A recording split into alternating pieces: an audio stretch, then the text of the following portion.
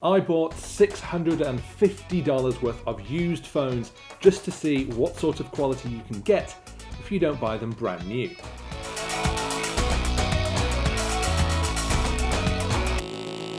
So we're going to start first with the Galaxy S6. I've been using this one for a couple of weeks doing various tests. So this one is a S6 32GB network unlocked, so it's not tied to any network. Now, this one was £120.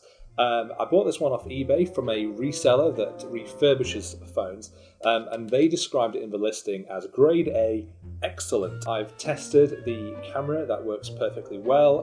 The charging port is basically okay, but I have found that sometimes the cable, if you don't get it in quite the right way, it doesn't seem to connect properly. So I don't know whether that's just a wiring issue inside the phone itself, but it does work fine. I've had no problem charging generally. And the headphone jack works, which is nice because obviously most of the phones launching these days don't even bother having the headphone jack anyway. Overall, I'm pretty impressed with the phone. I have been using it for a week or so now. It works perfectly well, basically just as I remember it. So overall, a good win for this one. For £120, I think this is a pretty decent buy for a 5-year-old phone that still works as well as it does. So let's move on. Okay, this one looks like an iPhone. Oh, actually center cable, generic, not an official Apple cable. This is the iPhone 6, 16GB. I bought this for £75, so probably around $100. So this is grade B, and there's even a sticker on the outside that says grade B. And grade B was described as, these handsets are generally in good condition. The housing may have slight scratches and scuffs, however, nothing that is too worn. Now, having a look at this, I can see almost no scratches or scuffs whatsoever on the outside. There's very little that would tell me that this isn't absolutely brand new. Oh, there's a tiny little scuff on the top corner, but nothing else. The screen itself there's no marks on it. There's no problem with the screen. This thing looks like it's in amazing condition, and for only £75, that is absolutely amazing. So that's pretty good. That's very impressive, actually. Looking forward to spending a bit more time getting this set up with some recent apps and seeing how the camera is still performing. But out of the box, I think that's a very, very good buy for only £75.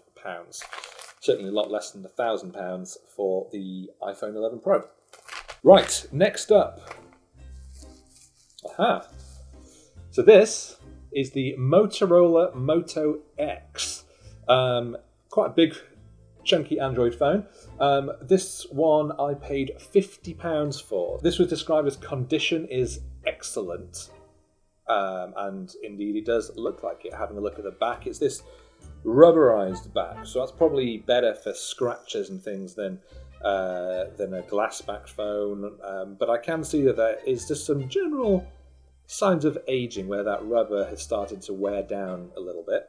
Yeah, looking at the screen, there's a couple of very, very minute hairline scratches, but nothing that would really show up. It's on, we're in, screen is in great condition, no problems, no color issues. I think this is going to be an interesting phone to see how it works, because with the Moto X, this is the version which has got the very, very plain, pure version of Android loaded on. There's no extra manufacturer skins over the top, and those are the sorts of things which can really slow down a phone. It's pretty nippy to swipe around, so this one should be promising, and for only £50, it's pretty good. Okay, let's move on to this one in the brown bag. Double packed for protection. Aha! It is the HTC One M8. This was one of my favourite phones when it first came out back in March of 2014. So this phone is over 6 years old. One of the things I said about this at the time is that having this all-metal construction is going to make it basically like a brick over time. It's going to put up with a lot of abuse, and so it appears to be, because 6 years on, this thing looks great. There are very, very few marks on the back.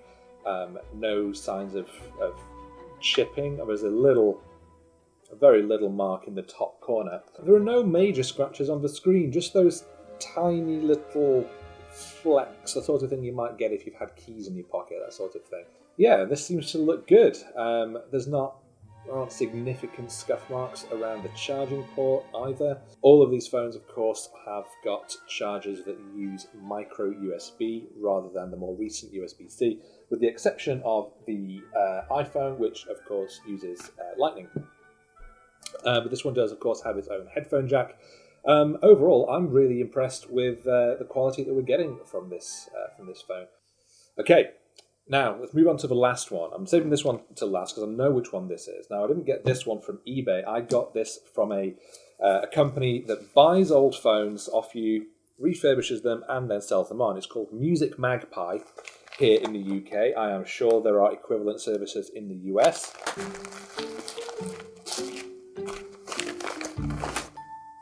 So this is a Samsung Galaxy S8, a much more recent phone. And in fact, the S8 was released in April 2017, so it's exactly 3 years old. I am noticing quite a few of those sort of hairline scratches that, if you've had your phone maybe on a table and you just sort of slid it across, you get those tiny little scuff marks, but nothing serious. It's not cracked. Having a look at the metal around the edge, there's a little ding in the top edge. Looks like it's maybe been dropped. There are no significant scratches, just various of these small ones. I think whoever had this phone before didn't have a case or a screen protector. This looks in pretty good condition overall, but you should expect so because this was the most expensive of all of the phones that I bought. The listing for this Galaxy S8, there is a big icon on the page which says it has a 12-month warranty, which gives you a lot of peace of mind that you're not buying a phone which then suddenly arrives and doesn't work at all. You've at least got that warranty in place that is going to work for a good amount of time. So yeah, here we are. We've made it to the Android home screen. Swiping around, everything looks good. But that is all the phones that I've bought, all 5 of them. And I've got to say, I am pleasantly surprised. Just bring me to the end of this video, so do make sure to keep it CNET for a lot more information. Okay, cut to a few hours later, and I've spent a little bit of time with these phones, and not everything is well with 2 of them. We'll start first with the iPhone 6. Now, it wasn't long when I started using this that the phone just shut down for seemingly no reason. Then when I restarted it, I got this message on screen, and it reads, "This iPhone has experienced an unexpected shutdown because the battery was unable to deliver the necessary peak power. Performance management has been applied to help prevent this from happening again." It's a little bit surprising because in the battery health section of the settings, it does say that the battery still has 91% of its maximum charge available. So I don't quite know why it's at this point, but this is a symptom of an aged battery, and what it means is that you have the option of either the phone will throttle the power, which will obviously affect performance, or you can tell the phone to not throttle your power, and it's likely that you're going to get quite a few crashes because the power just can't take it. Batteries do age, and you can replace them. Apple offers a replacement service. There are many third-party companies that offer replacements, but of course that does cost money, and when you're trying to get a phone on the cheap and then having to add in the cost of replacing the battery, you're going to start having to weigh those numbers. The bigger problem, however, lies with the Motorola Moto X that we had. It's fine when I've been scrolling around and doing basically nothing, but certain tasks, even just opening the camera, it might do this live right now, and we can tap around and we can try and take a photo, and bang, there we go. The phone dies. It dies almost any time I try and do anything. It dies when it's got full power, 55% as you saw, like plenty of power. There's no warning, there's no overheating, there's no nothing, it just goes. And then when you hit the power button to try and turn it back on, it has to restart from scratch It's very weird because it's telling me that there are it's going from having 55% battery when you're using the phone, then it completely cuts out and dies. So I don't know whether this is necessarily a battery issue or whether it's an issue with the phone, but it does make this phone basically unusable. Yeah, that is disappointing. I can say that the other ones though I have tried. I've done various tests with them so far. So the S8, the S6 and the HTC One M8 have all been fine. I put SIM cards in them, they all function really well, the cameras work. Everything seems basically fine. So it's really a shame that out of the 5, only 3 of them are absolutely perfect. The iPhone is usable, but could do with a little bit of love, and the Moto X may as well just go on my pile of phones, never to be used again. I think that has been a very good lesson.